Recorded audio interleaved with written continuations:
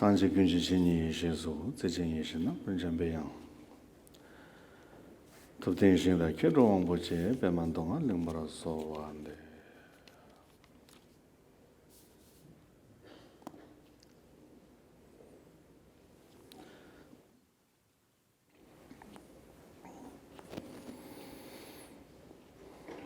So, good evening, everybody. Very happy to be here in New York. Something looks like a spaceship.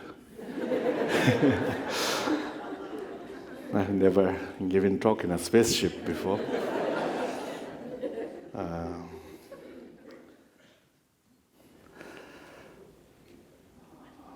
So I'm really happy to be here because many people that I met before when I came with Khyentse Rinpoche in 1970, 75, and then few times after. So many old friends.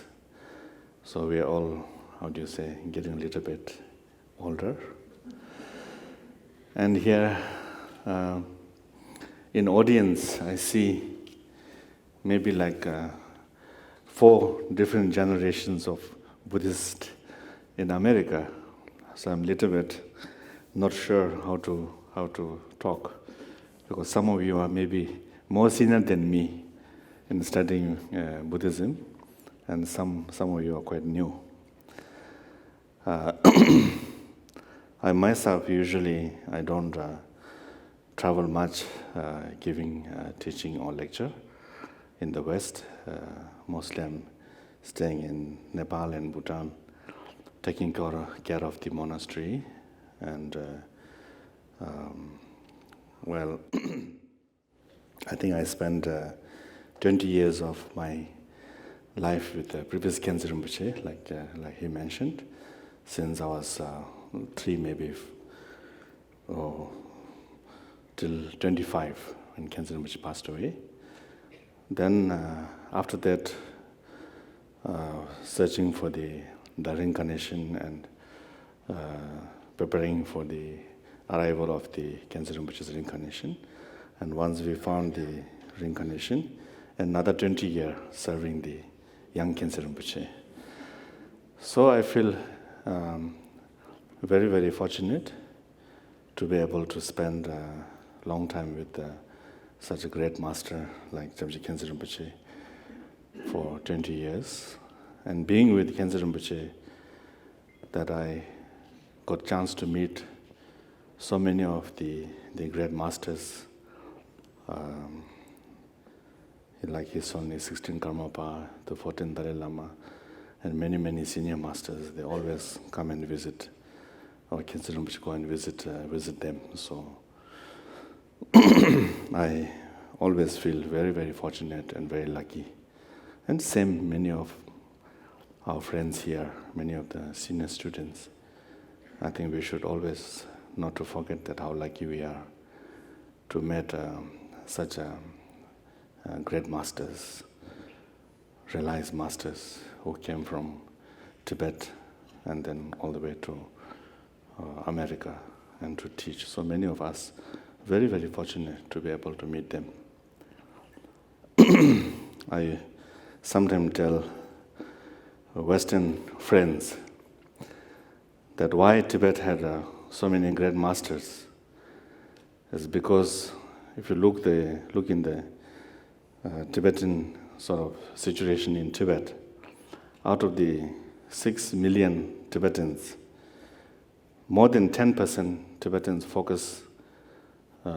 became monks and lamas and practicing. So out of which, then Tibet produced many, many great masters. Just like Brazilian, out of so many population, they come up the world's best 12 football player. So I think in Tibet, all the population is out of maybe all the population, more than 10% focusing on practicing, trying to achieve some kind of inner realization. So therefore, Tibet produced not the world football champion, but the world kind of great spiritual masters. So many of them came out of Tibet and come to West, and we are very fortunate to meet them and receive teaching. And many of you, I think, still continue to practice this precious lineage that we receive.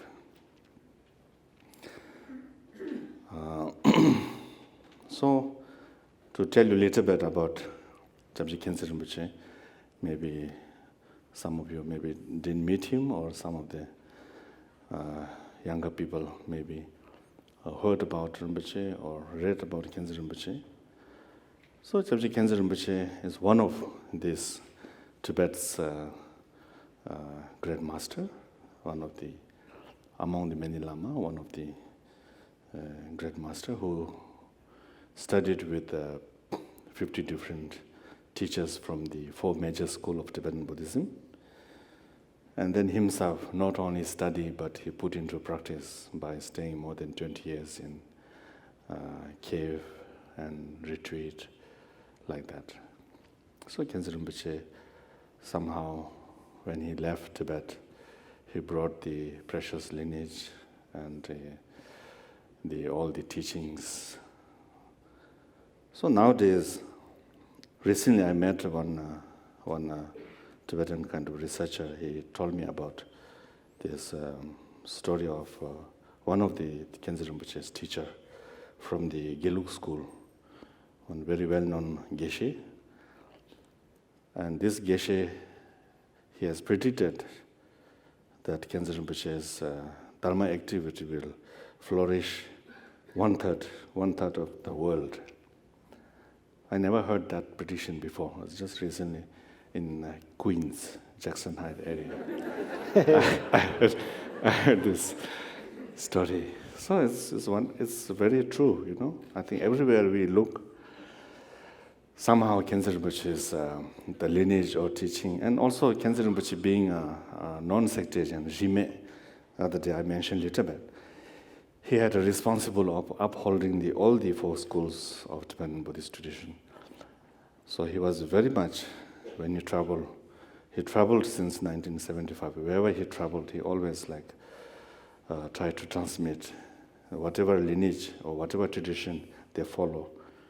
Either it's from Gelug tradition, Saja tradition, then of course Nyingma and Kaji. Whichever tradition they follow, Rinpoche will teach according to their wishes and their kind of practice. So Rinpoche I feel that Khyentse Rinpoche like one of the main kind of life force, can I say, of the Buddha Dharma, especially the Tibetan Buddhist tradition in the world. And some of maybe for the young people, young children I see, if you like to know about Khyentse Rinpoche, he's physically very, very big. Even in America, he's big. Even when he comes to America, he's very tall. At one point, one young child came to see Rinpoche when he was in residence, and this child came with his mother. And when the child saw Khyentse Rinpoche, he was so fascinated that he told his mother, "Look, mommy, giant man, giant man." And mother felt a little bit embarrassed because it sounds a little bit rude, you know. But she couldn't make him stop because he was so fascinated with the Rinpoche's physical appearance. So, of course, not only inner realization, but even outer physical appearance. It's very, very magnificent. It's almost like a mountain, like that. And like in the movie, his son Dalai Lama said, his body well built, very big, but always smiling, like that. So his presence was very, very strong. So when you meet spiritual master like that, and you somehow feel spiritually connected, then I think maybe we can say kind of inner realization sort of naturally comes, because the presence is so strong. And many of you, I'm sure, have an experience like that. So like that. And today here, the subject is some poem that Khyentse Rinpoche composed. So Khyentse Rinpoche always had a time for everybody. So he would always write letters to his friends or his students from very high lama, very high-ranking masters, lamas, to a very simple, ordinary guy. And he always write them those days. No WeChat, no email. Even fax was something very modern those days. So he had time to write. So when he write a letter, there's always advice how to practice, and according to that, students' kind of capacity. So I think this, it doesn't really mention the name, but I think it was also written letter to somebody, I think, who might have asked advice on the mind teaching, I think, like that. So of course, mind teaching very important, but I'm not talking from my experience, but since I've been with Khyentse Rinpoche since very young age, so I hear the Khyentse Rinpoche giving teaching. I've seen how people practice and all that. So personally, no experience, but I think, of course, mind teaching is the most important, because I think the essence of all the Buddha's teaching, it is to,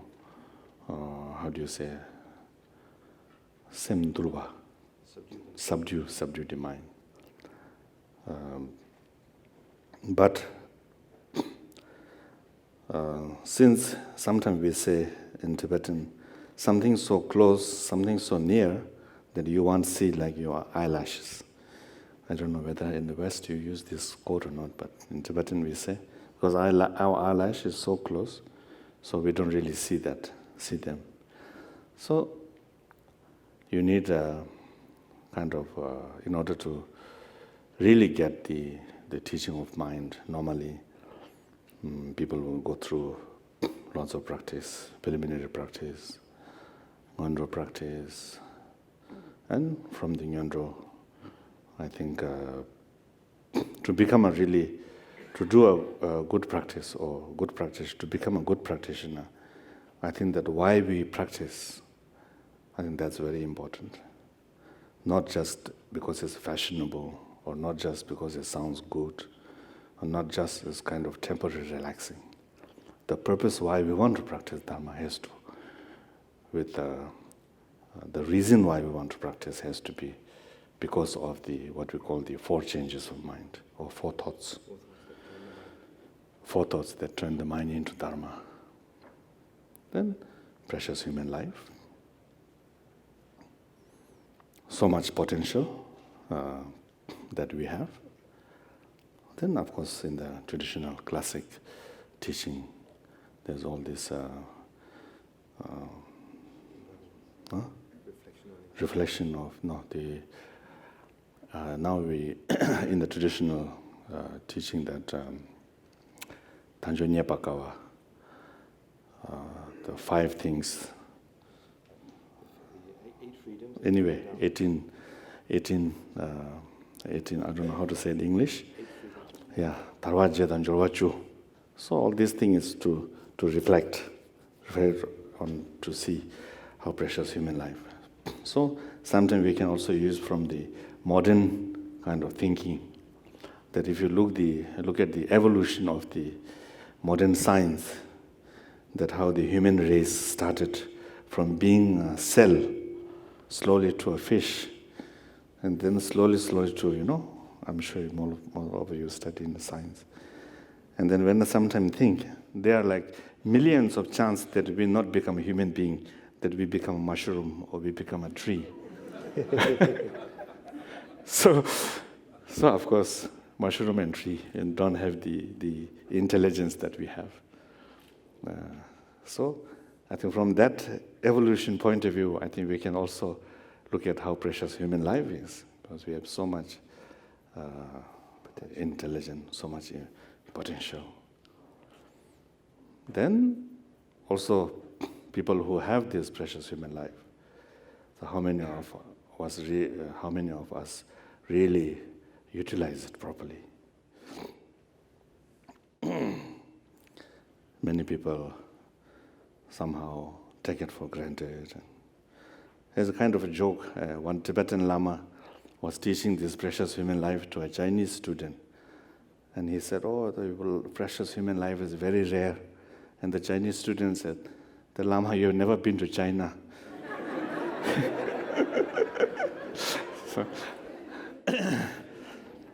So it's not like that, I think. Not just being a human, but someone who wants to give some meaning to one's life. Very rare. And those who want to give meaning to one's life, finding the right path. So I think those things feel, by thinking or contemplating those things, then we feel how precious human life. So this is number one. And then number two, I think what we call the impermanence, Chiwametagwa, contemplating on impermanence. Everything changes, nothing is permanent. And impermanent is not always a bad news, because many people take impermanence bad news, but impermanence is that's a natural of how things are. Rich become poor, poor become rich, lazy become diligent, diligent become lazy, everything changes. So that is how the things are. So contemplating on impermanence, I think even in the sutras and many teachings, it says that one of the most important, and especially for the people who wants to practice Dharma. Then believing in understanding law of the cause and effect. Everything has a cause, everything has an effect. So believing, believing Marita Yichi. Trust in law of karma. Then the suffering of the samsara. So all those things. I think the suffering of samsara, we all gathered here, we have some sense of understanding of that. Then we look for some kind of way to be out of the suffering of the samsara. So I think those four changes of mind, even though we heard this so many times, or even though it sounds quite kind of easy intellectually, I think we really have to put into our heart, and it has to come from our heart. Like the story in Bhatta Rinpoche, story where when he was teaching the four thoughts to his student, and Bhatta Rinpoche is one of the great Tibetan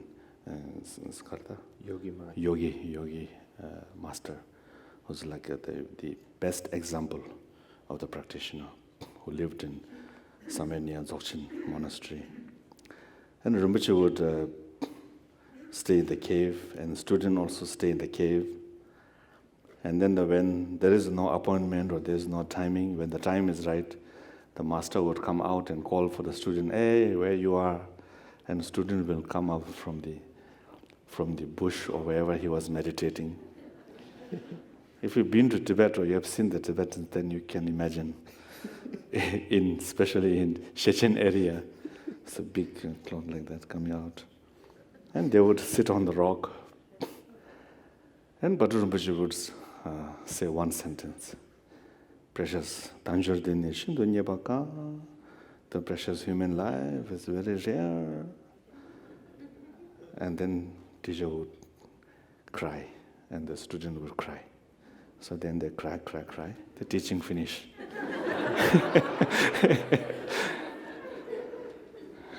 So then next day again, the Lama calls and student comes. So like that. So sometimes we don't need too much blah blah blah talking. I think main thing it has to come really from the heart, or heart from the heart. You can say like that. So these things are, I think, very important in order to root the Dharma into ourselves. Can we say root? No. Rooting the Dharma into ourselves.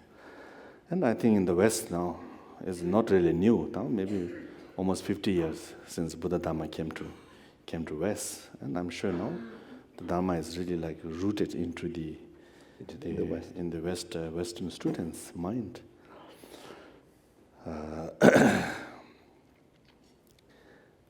When we first came with the robes walking around in New York, more people think we are Hare Krishna. And when Khyentse Rinpoche was coming out, I remember the immigration officer says, "Look, big Hare Krishna is coming." So those days, Buddha Dharma not well known, not much known in the West.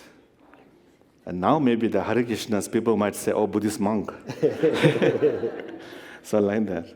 So gradually. In those days, of course, many of the senior students, you might remember that many kind of people looking for some kind of Asian, exotic, things like that. And many students are hippies, don't want to do much, looking for some kind of levitation or something like that. So that's how it started. And masters, our senior masters really work hard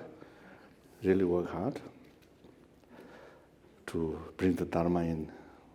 I was joking with my friend, one of the Rinpoche who came around the same time of Shechen Rabjam Rinpoche and those Chime Rinpoche. I said, those days you have advantage and disadvantage.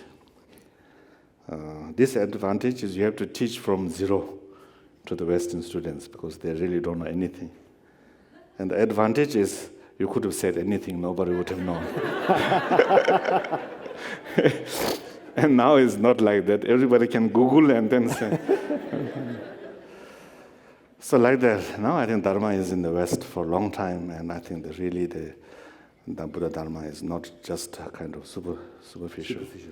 Many of the students really serious. So many of you really, I think this kind of four changes, the purpose, giving way to give meaning to life, really is rooted into your heart. And then now we already have second, third generation Buddhist followers. And then mind teaching is given to sometimes some people who would ask, who like too old to go through the yondros or too, did long time retreat and then like now they want kind of final advice from teacher. Then they would ask just simple mind teaching like that. And then teacher would say a few words, and then the student will go and practice, come back, report, and again, like that. Again, few words, and go and practice, and come back and report. So that's how normally taught the mind teaching. And it is also the introduction to the mind is not really kind of hidden somewhere that only give to the some students. The teaching is always there in the teachings. Even like there are certain texts that we recite in Guru Rinpoche's Sondep aspiration, supplication prayer. And there's a very, very clearly mentioned this kind of practice. But only sometime then we sort of just read it through. We don't really pay attention, or maybe we are not ready to understand. Like example in the 7 branch, 7 chapter Guru Rinpoche prayer, there's a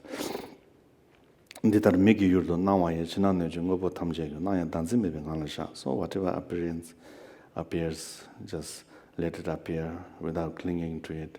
Let it subside. So this prayer is always there. And also when many of you receive the empowerment, during the 4th empowerment, there's always introduction to the mind, always there. So I think that's not something that it is only given to some people, it's always given, but I think the special kind of what we call the pith instruction or whatever, when the time is right, and I think Master says few things and then you somehow actualize or get it. There are some stories, again with the Patur Rinpoche, connected with Patur Rinpoche, that some incidents that Patur Rinpoche's teacher, he sort of hit him on the head and called him a mad dog, and then that sort of wake him up. Not always hitting. Some other cases, no hitting also. Patur Rinpoche and his student, Nyosho Lungtok, sitting in the meadow of Dzogchen near this snow mountain. And Patur Rinpoche, I think must be in the evening, he said, can you see the stars in the sky? Then his student said, yes. Can you hear the dogs barking in the village? Student says, yes. So, what is the nature of your mind? And that's all it takes. So, I think a lot of maturation, huh? Preparation, maturation, I think. Then we will kind of actualize or realize this kind of thing. So speaking too much, I think doesn't really make much difference. It's like maybe I'm telling you how to ride a bicycle. It's like that. So here in the poem that Khyentse Rinpoche wrote,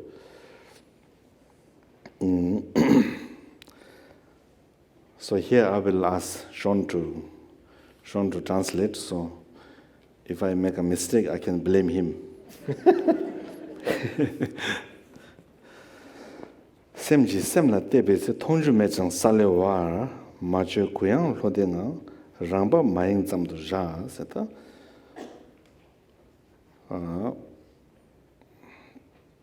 tal lunga yesum nan zocha ta nga zo sem chag yo restro an tende inde ka zo ta chi tajin shuga na jing sem mandurwe gi tapdi ane sanje gi chu yongsu zobati ane sem de gi tapdi na song ja res. When we think of the human experience, we're a composite of body, mind, and with speech running between the two. And from within these three, body, speech, and mind, the mind is the most important.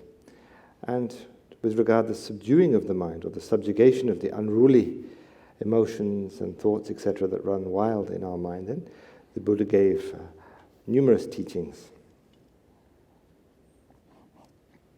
Tinjita so sem do tabla mambo song yoba yena yata de so dirba yena tani sem gi ngol rang so tagu go yoba de chila phata wa mayimba tani sem gi nala sem ji sem la teba se de tangkhen ji sem sing so su ji tang tanja gi sem sing ji ni ta de ba yo mar de yena ya ane sem korang khan nang do tane sem korang gi tani sem korang ngol teba res. So as I mentioned, the Buddha gave innumerable teachings, all of which have the sole purpose of subduing or subjugating the unruly mind. Now, if one were to kind of put all of these together, or to combine all of these in a very simple way, then one shouldn't look outside of oneself for a method or a means in dependence upon which one can subdue the mind. Rather, one should look within oneself. So here then, the first line of the poem reads, when mind is watching mind. As such, rather than looking outside of oneself, one must choose to look within. One will find then that mind and the one who is supposedly watching mind are not separate, rather they are one and the same. Tongju mechang sale was ta sem sing da khado da yebtang de dus chen tongju yorbe garitang yoresna dindabuju yoresen do yebtang khado yo mare de yinayang 지단 지무 팁스 마인비기 지 살차단 템바치기 된지 ngol so taya deres. So when one kind of looks within, then looking at the mind, there is nothing to see. It is vividly clear. So when one tries to look at mind, there is no color, neither is there a shape upon which to focus. Rather, when mind is watching mind, there is nothing to see. But it isn't that there is something obscured or that there is something hidden away. Rather, the nature of one's mind then is something that is vividly clear. Tati gandes chen tarang tapshe dobo gande insewa ina tene macho bas ta dele ji samnon ramen ramangbo tang chene ji johan jamne namdo sha nyeng mare samyan rabo da ji dig mare samyan rabo tende ge samno gi tene joha chaba maimba macho ba kuyangbo chene hlobo chen deba tinganglas. So how to do that? How to then kind of rest within the nature of mind and see then this natural luminosity of mind? We're advised then in the third line that one should rest naturally. And how should that rest occur? It should be uncontrived. Here then, one shouldn't confuse oneself, nor should one kind of stir up the mind, but rather one should simply allow things to settle. One shouldn't give rise to an emotion, neither should one give rise to a chain of thoughts, but rather remain without contriving the mind, free and at ease. Rambab maing zam jans. Te telata zojo kaya majevi te yan te sem maing wa zam jing ngana te de de baris. As such, when one allows thought to rest naturally and everything becomes still, becomes quiet, then one should be alert. If distraction occurs, if one becomes distracted, if thought arises that would kind of ruin one's meditation, one should recognize that and simply let it go and remain, as is written here, naturally, resting naturally and without distraction. So I think when we do this kind of looking into your mind, I think first thing we have to forget about all the intellectual understanding of what is mind, or philosophical ideas that we have put into our brain, or even as scientific ideas of how the brain and all these cells work. So because this intellectual understanding can affect the actual understanding of the mind, I think. So therefore you should be a little bit like a young child or forget all these things. I didn't realize, but I was told by Dilgo Khyentse Rinpoche to get the mind instruction from his only 16 Karmapa. And I was only about 7 years old, or 7 or 6 years old. And they would sit next to each other. And then Karmapa would tell me, okay, tomorrow you have to tell me what your minds look like. Then I go and think all night, oh, my mind is like a mountain. And go back and I report next day. And both of them, ha, ha, ha, ha, good luck. So they were sort of waiting for my next reply. Well, every time I come with very strange ideas. So I think, like child's mind, we don't have so much concept. Sort of just pure. Then look back. Tela namto chichuya manga masim rangote. Sharwe shila matipar chungna shang tekala ta namdo chochewa di namdo di ta tenesin gobjang namdo tama sharwa ta tene ngoyen zintu goyoris. Whatever thought occurs from that state, without stopping or analyzing, watch its very nature. Its arising doesn't obscure the absolute nature. Whatever occurs, relax right there. So here then, when we are trying to remain within then the natural state, the uncontrived natural state, then if thought occurs, if emotion erupts, if you will, at that time it is imperative to initially recognize that a thought occurrence. Manga semla rango deus, ta ji namdo shana lam sangtin ti ngola pa. Ji namdo ji shar song sangsam ji ngosin ti namdo ti ngola ta. When the thought arises, as we read in the second line, one shouldn't stop it, neither should one analyze it. Rather, when the thought arises, one should recognize it. Recognizing the thought, then one should turn one's attention towards its nature. And as such, relax or rest then within the empty nature of mind. As such, without stopping or analyzing, watch the thought's very nature. Sharwe shila matipar chungna sharyang tekal loyos. Chidang namdo shar sona ji korangi ngola dibgesna dibgyo mare namdo logurba chi sharyong yore. Dibgyo mare te indi koran shi namdo korangi ngola te jabaina nko ranjingi pa jungro ba ye do ba indi tene yeba tikana pa shajeres. So the arising of thought within the experience of resting within the uncontrived nature then, the arising of thought doesn't obscure the absolute nature of mind. By recognizing thought, thinking of it, or looking into its nature then, whatever occurs, whatever thought manifests, whatever emotion it might be, recognizing the nature of that thought or emotion, then one should simply relax into its nature, and naturally the thought will subside. So, quite often Khyentse Rinpoche used to give an example of throwing a stone at the dog. If you throw a stone at a dog, then rock will chase the stone. So when rock chases a stone, you can throw many more stones at the dog. Then if you throw a stone at a lion, the lion will look back at you. And then you cannot throw the second stone. So like that, I think when one thought arises, if you follow the thought, then one thought will chain reaction, lead to another thought, like many, many thoughts. So when the one thought, like one stone to the lion look back, and then the thought will sort of disappear. So, Debi Jesu Mandangshi Maung Dokwen Dimasu Tekara Chinu Trawan di Jisum Shesu Tras. Then Debi Namdo, Chikche and Nije or some Kazan Chikche, Niche, and Debi Namdos, Chikche. Then the Maung Ben Namdo said that Chikche, Niche, some in Dinmasus. Don't follow thoughts about the past. Don't anticipate thoughts about the future. Directly transcend the external world.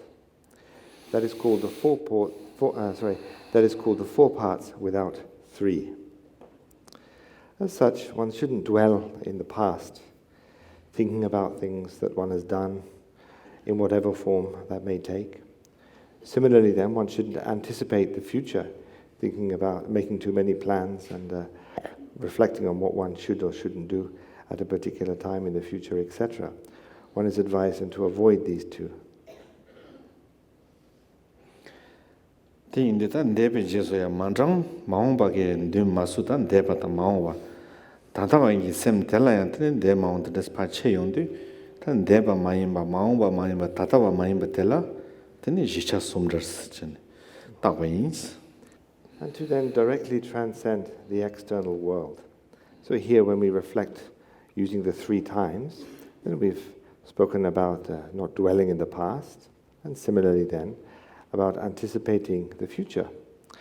Directly transcending the external world means to not become involved in that which is in front of us at the very moment, in any given time. As such, we think about overcoming then the thoughts of the 3 times. This then is the 4th part without 3. Then Namdong washing ang Jana Jenga Neba Mejan Nang, Nang Shilla Penime Chuni Rambab Jemba was. Then Namdo the contest Chegosanachi. Shall Minion Sambek and Kaya Tintigio Marakayansanachik Namdo the Payan Kajadi, Telayan Kaparchavi, Namdo Chigio in Bares. If you maintain the recognition of thoughts, you will feel that they do not truly begin, remain, or end. Though you notice them, they have no effect on your true nature. That is the bare natural state, the way it is. As such, when we think about the recognition of thoughts, here then it's essential that we recognize that the kind of empty nature of thoughts. As such, really when we look at a thought, it doesn't truly kind of begin or come into existence. The independent as the schedule Nimasharan the Council Jasharana Jinki, the Jendang Cheyondi, Lobur Namdo Loburwaji Jegi or Mato, She Horangi Mola, and Namdo Yeni Chewa Yomares. So, for example, if we take a crystal and we put it in sunlight, for example, then almost instantaneously kind of rainbow colors will kind of reflect from the stone. So similarly then, when we think about mind, when it is put before various objects, etc., it is almost as if instantaneously thoughts kind of arise. However, when the condition for their arisal, in the example of the crystal, the light is absent, the rainbow-colored light is naturally absent as well. So similarly, when the object that gives, or the idea to give rise to a continuity of thought is missing, then it is as if the thought were never there. It's not an inherent or integral part of the nature of one's mind. Namdo Jikurang Mol, Namdo Zan Che Manuwa in the Gausotene, Tambo Jewa Meba. Tambo Zan Che Manuwa in the Gausotene, Tar Machevaji, Gaparchava Maindu, Gapan Meba. Then Jewa and Gapan Meba in the Gausotene, Neba Meba, Jenga Neba Meba. Inayantene Majin to Nawa, Imbatitene Hakovachis. So the arisal of a particular thought is not an integral part or an inherent part. It's not one and the same, if you will, with the natural state of mind itself. So if a thought isn't an inherently existent part of one's mind, then its ending or its cessation can similarly not be an integral or inherent part of mind. As such, what to talk about here, it's remaining. So then the question is, do thoughts not exist at all? They exist, but they don't truly exist. Teni pembada neba namdo sharwegi nö jabata namdo masharwegi shi korangla namdo sharwegi neba da masharwe pemba meba indi shi korangla pene meba tela teni chuni rangbab jembas minda bares.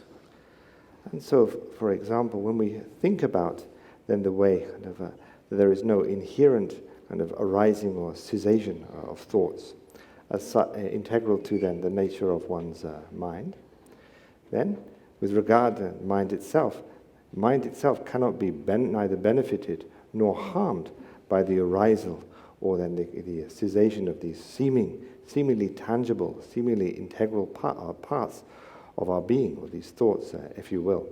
As such, we can notice the thoughts arising then, but then they will have no effect on on our true nature. As such, the advice is given then to simply rest in the true nature of mind.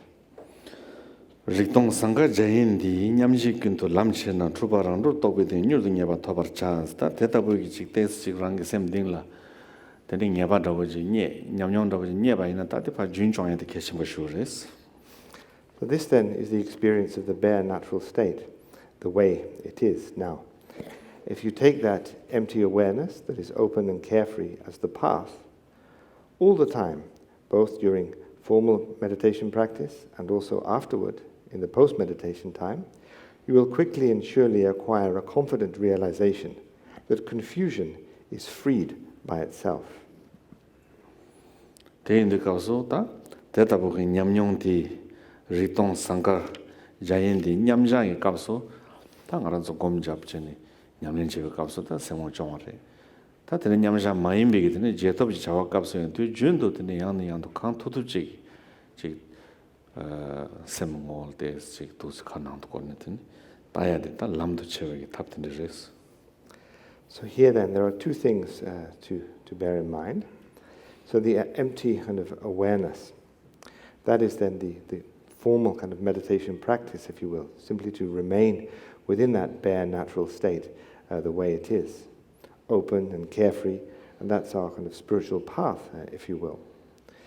But when it comes to post-meditation period, the afterward, if you will, of the formal meditation practice, then it is essential to, at all times and in all situations, as much as one is possible, to look at then the nature of mind. Look at when thoughts arise, to simply look at their nature. And this is similar then to the formal meditation practice, where one sustains the empty awareness, the nature of the mind. So as such, during the post-meditation period, as much as one is able, one looks at the nature of one's mind. So something to do when you get stuck in the New York traffic. That in the moon traffic jam rabudang, elevator go rabudang, and when a bus go rabudang, number go rabudang, the Kablai answer. Chikana to Cordox Taya to Colela, Jimmy Kambachuncha, the Chikoyo Marvas. So I'm not really joking here. When you are stuck in the New York traffic, or when you're in a kind of elevator, or when you're on a bus, when you're traveling on an airplane, etc., it's very easy simply to look within, to look at mind. Of course, when I say kind of meditate like this, to look within, to look at the nature of mind, I'm not suggesting that you kind of have to try to kind of sit cross-legged and kind of straighten your spine and put your hands in the meditation posture, etc. Not at all. Here one just simply looks within.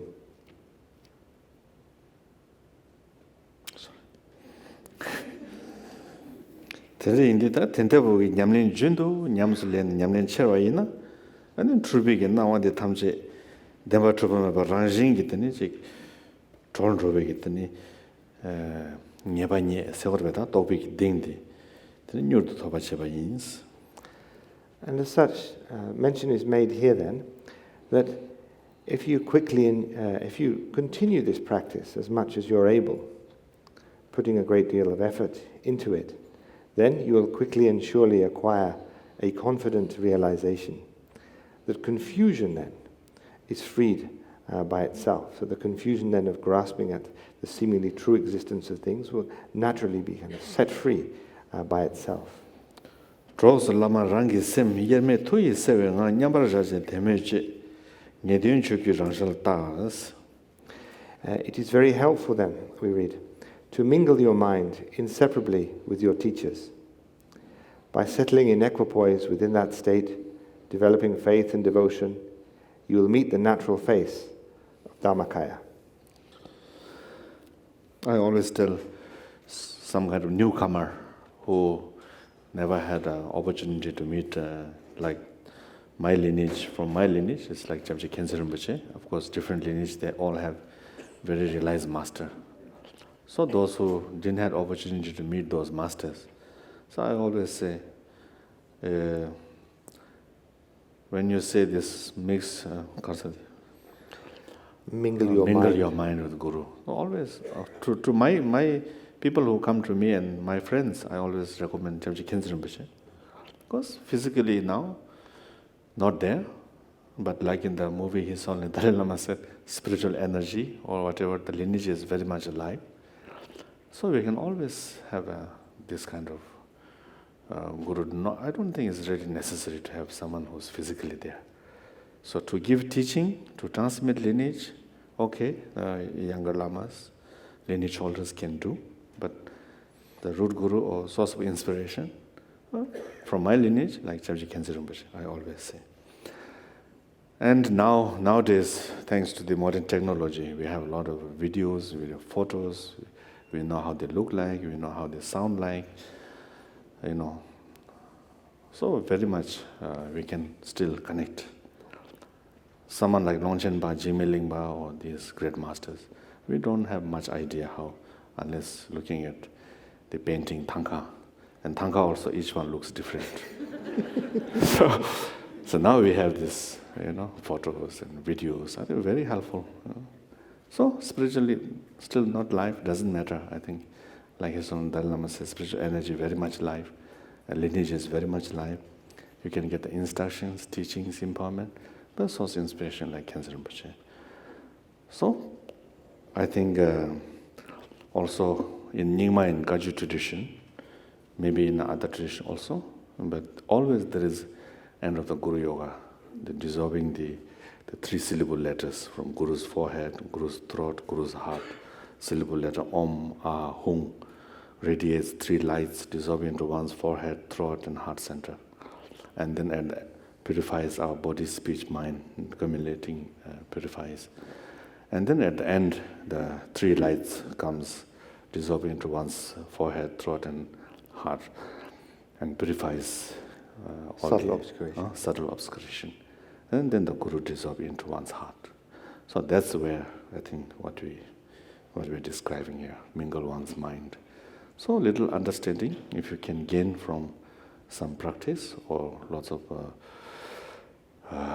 meditating, then that moment, I think that's the time to sort of looking at the mind.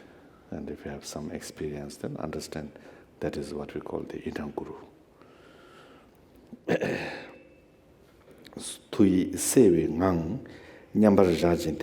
So within this, you naturally feel very strong devotion. So this is ultimate Dharmakaya Guru, or seeing the face of the Dharmakaya. Oh, that was English. Sorry. Excuse me. Shall I say in Tibetan? Huh? Shall I say in Tibetan? Okay. Then the song do wasn't it? Chebar meta. Nyenjong dang zangmi sultim mixing songs. Sabden ningbo nanju ji ziji So we should never kind of carry away in kind of high view. We should hear in the last sentence, always meditate on impermanent, have a renunciation, and especially the conduct, law of the conduct, law of the karma. Karmic law. Huh? Effort. If you are ordained monk or nun, then very strictly follow the Vinaya, law and conduct. Then if you're a lay practitioner, I think the law of the karma we have to follow. Because sometimes view is very high, and then we jump in the view, and then we fall down. So I think view has to be vast, and our conduct has to be very thoroughly. Very fine. Very fine. So, sabdenying bo nanjoji tsechi yaro mandajo. Tipe masita sabegi ten sabui.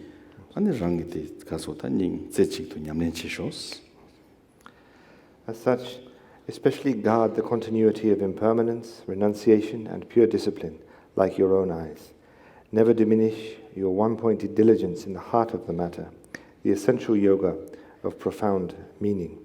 As such, it is imperative at all times and in all situations to apply single-pointed diligence at the heart of the matter, to essentialize or to actualize then this essential yoga of profound meaning. Then tosam gumsum pemai jijur tartuki then la pepa yuldi yin ningbe twendi ning riche. So Khyentse Rinpoche always emphasize on Töba means hearing the Dharma, Samba means contemplating, Gomba means meditation. So always Khyentse Rinpoche recommends here also like that. I think we should listen to Dharma, contemplate it, and then try to put into practice. So if we just listen to so many Dharmas and then we don't contemplate, we don't think about, then it becomes my diet book. I have so many diet books. And I'm still quite heavy. This is, I think, happens quite a lot with some of what we call Dharma bumps. We collect so many books and attend all the teachings, and our character never change. Then it's like my diet book. So maybe you don't need too many diet books, but one good diet book, and if you follow it, you will lose weight. So like that. Teke menga disi di jebi chutin tambandi, nyasang tongpa namkatara chela timbe chuchurchis. Ta tetabugi chugi ningbo jabugi ta disi tabudi. Ane chera tu jebi cheto pibayins. So. May this delightful sacred offering cloud of essential pith instructions cause you to gain realization of the definitive secret that is like space. So here then, this is described as the kind of quintessence of the Dharma, the essential pith instructions. I think Rinpoche is writing this to some kind of higher Lama. The way he described it, it's like an offering. Then in Yesanga Toba the Namkata then Charang Tula, Chuma Shochis. So if you put this into practice, then this particular instruction, if engaged diligently, will cause you then to gain realization of the definitive secret, which is likened here to space. So I think that's it. So what is it that you recognize when you recognize the nature of the mind? That's her question.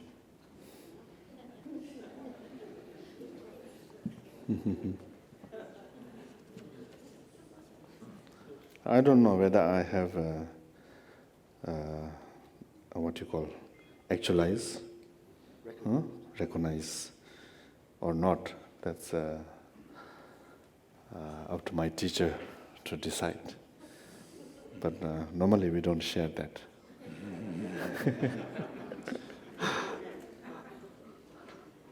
I think when you look at the sky, you say you see a sky, but what you really see is really right. So some teaching says something like that. Yes. He said he'll tell you later.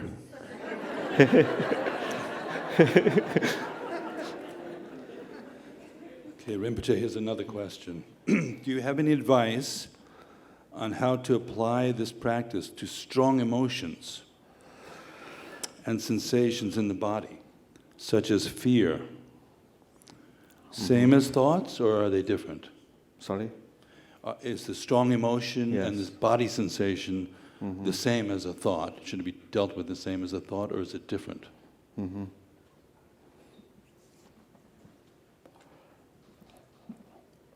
I think emotions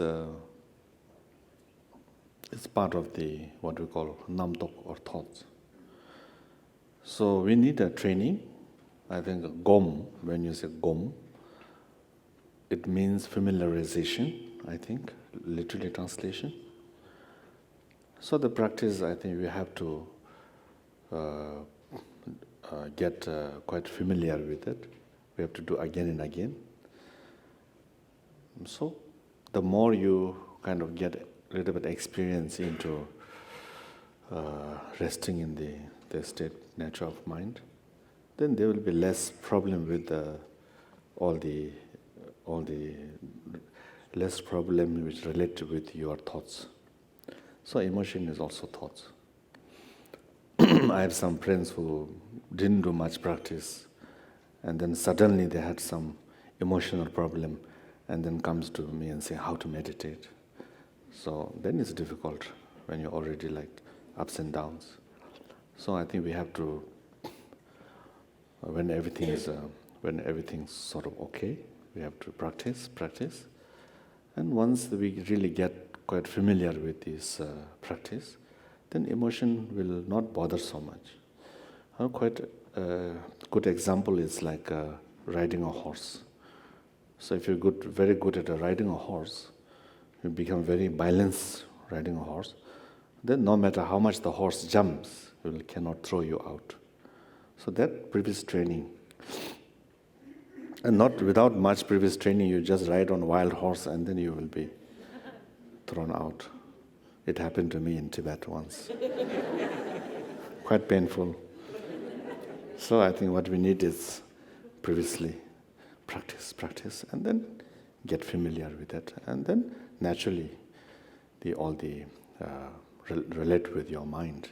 Problems related with the mind will be less and disappear.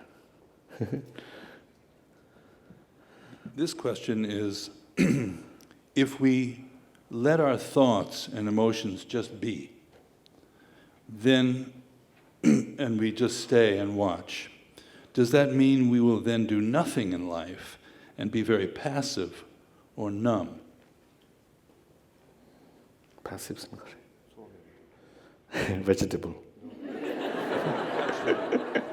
Is it? I have a friend Rinpoche told me a story. One guy went to see a doctor with a carrot in his nose and banana in his ear. And he went to see a doctor and said, "Doctor, I have a problem." And doctor says, "Yes, you have an eating disorder."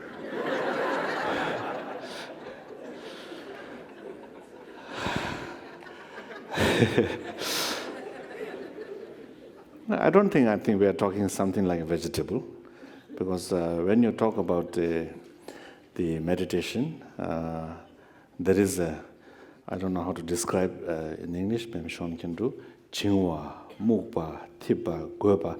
So there are many kind of where you can fall into. So therefore you need a good instruction, step by step, we have to learn it. So it could be sometimes Chingwa, then maybe become vegetable. Drowsiness. Then Mukpa, maybe you are Dullness. sleeping. Tipa, so there are so many the wrong you could go. So therefore, Erroneous path. yes. So this needs to be some skill master and then guidance. So when one begins to practice meditation, there are a number of erroneous paths that one can fall into. So it's essential to kind of clear these up before one begins a kind of serious, like a retreat or something, as such, one should be able to recognize a dullness of mind. Similarly, then, a kind of a blankness, kind of daydreamy state of mind. Similarly, then, lethargy, etc. All of these should be recognized, and as such, when you experience them, then you should apply the respective antidotes so as to clear them, so as to be able to sustain or continue your meditation practice.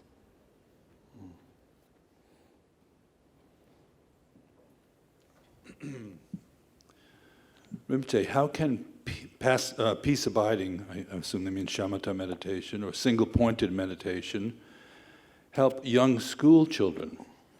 And how can children practice meditation? How can children practice? What was the first one? How can shamatha or single-pointed meditation help young school kids? Okay. Yeah.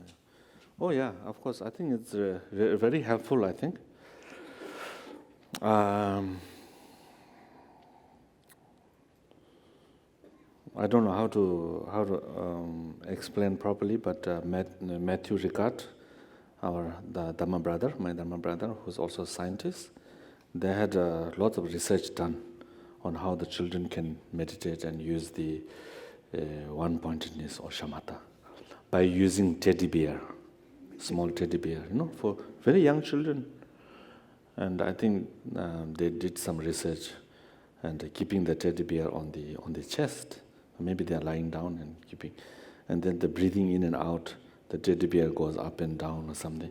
So they said a very much good result. And even I think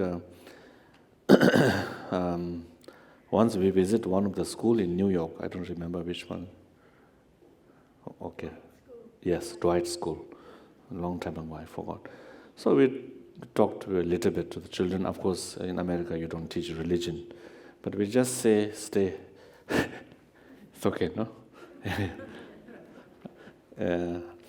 We just said, like, in the beginning, just stay 5 minutes or 3 minutes. Just stay quietly without doing anything. Don't really teach like meditation, but just sit quietly in it. And they said it was really, really cool. And they said really helpful. So like that, I think many people, they use very, very helpful because they sultim things in sherap. Right? Ani na Ethics. sultim things in sherap. Pena tingin sintila chebagi ani sherap pegi bachi sunga yoba. If one has an ethical kind of basis, thereupon the development of concentration is relatively straightforward, and there within the development of wisdom within the person comes quite naturally. So maybe, I'm sure these days now many teachers, they talk about the science meditation. So I'm sure you must have heard. But one thing I can tell you is that because when we meditate or visualization or meditation, you can't really see how we are progressing because we are so used to seeing some result, like a stock market up and down. So we don't really see. But when they test in the lab, they can really see that even 1 week of some one-pointed meditation, you really have big change in your mind. So since we can't really tangible, then we don't see. So I have a story. We have a retreat center in Nepal, and we sent 2 of the monks who just finished the retreat to a lab in medicine for the science research. And then we sent a 3rd monk, who was the administrator of the monastery in a place called Bihar in Bodh Gaya, where there's a big mass there. So these 3 monks went to the lab, but we forgot to mention the 2 was the retreatant and 1 is not retreatant. But we received an email from the scientist saying, what's wrong with the 3rd one? So it really, of course, 3 years, definite changes. But even in 1 week, we try meditation, tremendous changes, progress. But because we can't really feel or see it, and weight, you can go on a scale. You can see how much pound you lose, but here you cannot see. But there's definitely big changes. If you're really interested, maybe go in the lab and you will find the results. So I think this one point in his mind, really, little bit meditation makes big changes in your mind. That leads to a question maybe a lot of people are asking now, which is that mindfulness meditation has become quite popular in the West as a standalone, not necessarily affiliated with a complete course of Buddhist study. Do you think that's a good thing? It's being practiced in corporations and sports teams, fitness centers, yoga studios? First of all, anything it helps is a good thing, I think. And also with... What's that? Okay.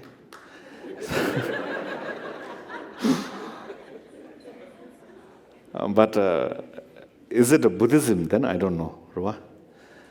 But yes, I think because it sort of opens the door to the people to get the taste of meditation, yeah. So people maybe will just do that. Also very useful, helpful. That's good. But then maybe through that, then people want to go deeper into it. Then we must go into the traditional way of practicing and all that. So yes, I think it's very good. That gives kind of people opportunity who maybe don't feel ready to go into deeper practice, but still benefit from the meditation, the technique or method from the Buddhist tradition. Yes.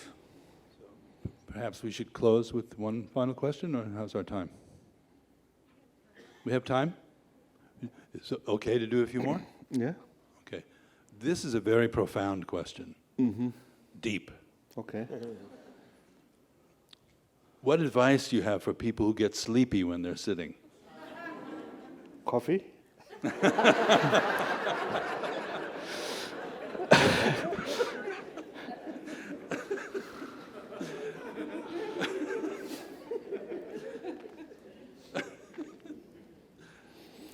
Maybe I can share this with you. It's a story of my friend Matthew.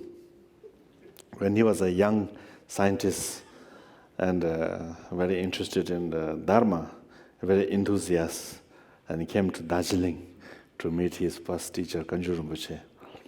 And he was sitting there, and then he saw the monks doing prayer and falling asleep.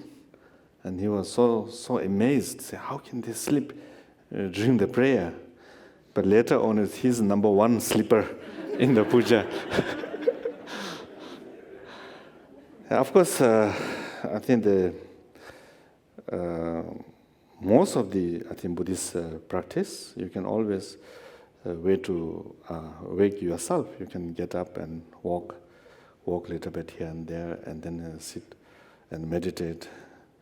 You can use any kind of method so that you don't feel completely like dullness. Even in Vinaya for the monks, when they're meditating, then it describes that they should make a small ball and make a string, and then you throw the ball, and doesn't really hit, but it comes then you wake. So in the Vinaya, Buddha described that for the monks. So I'm sure you can use any method. And maybe in some Sakya tradition practice, then you're not supposed to get up, but that according to that particular sadhana. But otherwise, I think whatever it makes you feel awake. And also meditation, you don't feel comfortable on the floor, you can sit on the chair. So whatever is helpful to the mind to awaken oneself. In Tibet, sometimes the yogis, they have long hair. They tie the hair up in the ceiling. And then so if someone has a ponytail, you can use that. That's harder for a monk, Rinpoche. That'd be difficult for a monk. Uh-huh. And I think a practitioner, I think it's very important to have a kind of good, especially the beginner, I think, to have a uplifting space or atmosphere. I remember once Shechen Khyentse Rinpoche was asked by a Bhutanese scholar, there is a place in Bhutan, and people say that place belongs to Longchenpa. And do you think that place belongs to Longchenpa? Because there's supposed to be 8 places of Longchenpa in Bhutan. And the first question Khyentse Rinpoche asks is that, does it have a good view? Does the place have a good view? And he said, no. Then Rinpoche said, it can't be Longchenpa's place. So even great master like Longchenpa, if you look at the places he chooses to practice, it's always like high up mountain and very spacious. So I think that's also maybe he's not falling asleep, but it helps enhance the practice of the dzogchen or nature of mind. We have a few more. Rinpoche, isn't uncontrived also a concept? When you say practice uncontrived, is that also not a concept? Contrived.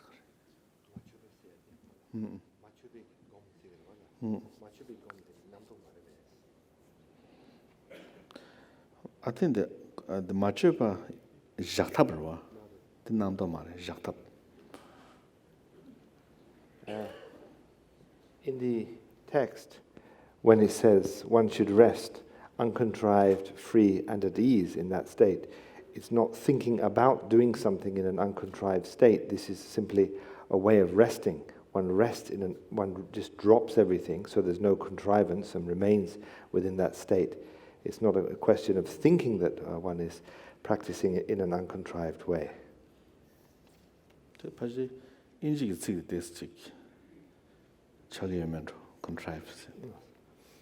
So maybe in Tibetan, when you say machuba, or in English it's translated here as uncontrived, maybe there's a slight kind of difference. In the Tibetan, it simply means to drop everything and simply kind of remain without any kind of, I'll have to use the English of course, but without any contrivance. It's simply to be without that, resting in the natural state.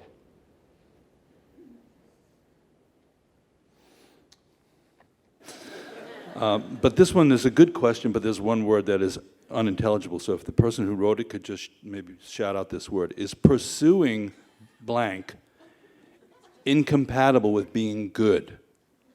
Do you know who wrote this? Is pursuing something incompatible with being good? Business. There you go. Is pursuing business incompatible with Dharma?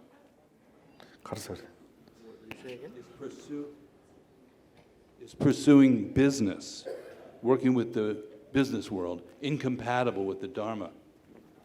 Jamgal.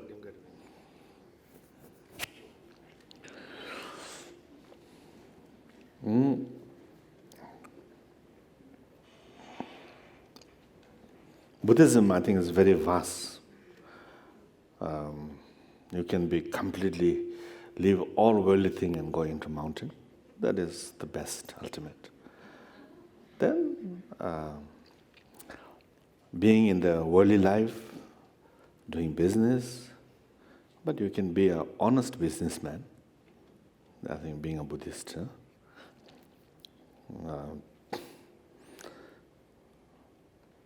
So it's not really contradictory. The question is, does it contradictory? Can we do both? Yes, I think so. Yes, very much.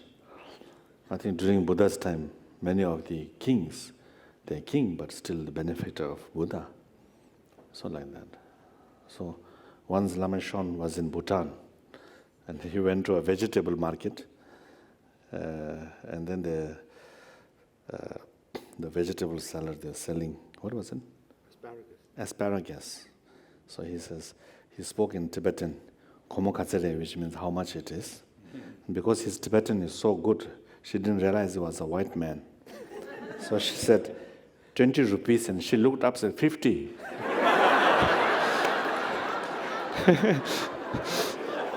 So that's not so good.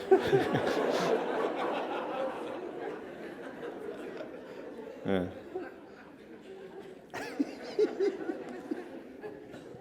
So you can be a honest, reasonable, a businessman. Then you're doing business to gain some kind of benefit or living, yeah. And also, there's of course one special about Buddhism is that the intention is very important. So even when you do business, you can accumulate some, the worldly means. So eventually, I will be able to practice Dharma. Then it's also good, So I think very much intention. And I sometimes say, switching off light is just same action. You switch off light, just switch off light in order to save your electricity bill. Then it's switching off light, but it's selfish. Switch off the light is to save the environment. Same time you save electricity bill. That's a little bit greater view. Save electricity bill, so for the sake of all sentient beings, then bodhisattva electricity. So I think very much depends on intention. That's why I think in Buddhism, mostly I think we have to check our intention in everything we do, even practice, even meditation. If we can add the attitude, meditation for the sake of all sentient beings, then become Mahayana, Vajrayana meditation. Or meditation, even that mind, what was that? The fashionable one? Mindfulness? Even a mindfulness, fashionable one. Even the mindfulness, for the sake of all sentient beings, I think it can be, as a Buddhist practice. Mindfulness so that I can become a smarter businessman, it's a selfish. So it very much depends on our intention. Yes. Rinpoche, there was a follow-up question on the last one, which was, what did Lama Shan say to the 50 rupees? Did you give 50 or 20? I went to the next woman.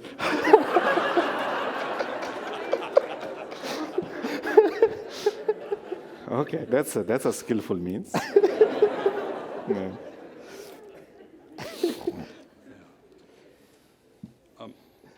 There are a few questions that seem related, which is how to mix the view that you've presented tonight of recognizing the nature of mind with everyday life.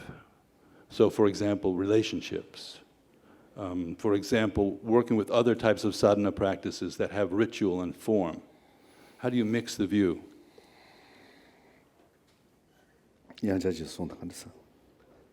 Okay. So I will answer the second question. It's easier first. So any practice sadhana we do, it has ultimately at the end the accomplishment stage. So I think every practice, different layers or different levels, but somehow there is always shamatha and vipassana, shine and laktong, development and accomplishment stage. Development and completion stage. So the sadhana practice, we do all these visualizations, deities, whatever, the mantra garlands and all this. At the end, everything dissolved. And then rest into the nature of mind. So I think there's always, at the end of any sadhana, any practice, resting in natural mind. So I don't think it really contradicts. And then I think the most important, I think if you receive the proper instruction and guidance, then I think it's important is there to work with your mind, trying to rest in the nature of mind. And I don't know whether I'll be able to answer the first question clearly or not, but I think that naturally when you have some kind of understanding of some experience of nature of mind, your negative emotions might naturally reduce. And then when there's less negative emotions, I think there's less to argue, or fight among the couples?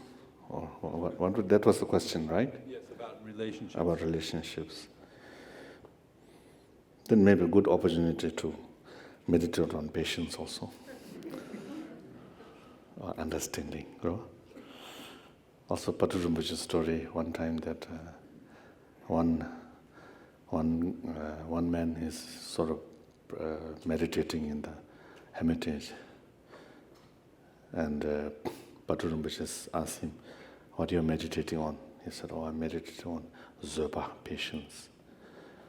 And then he whispered in his ear, "People like you and me can fool people these days." And he got so angry, "Why are you coming here and bothering me?"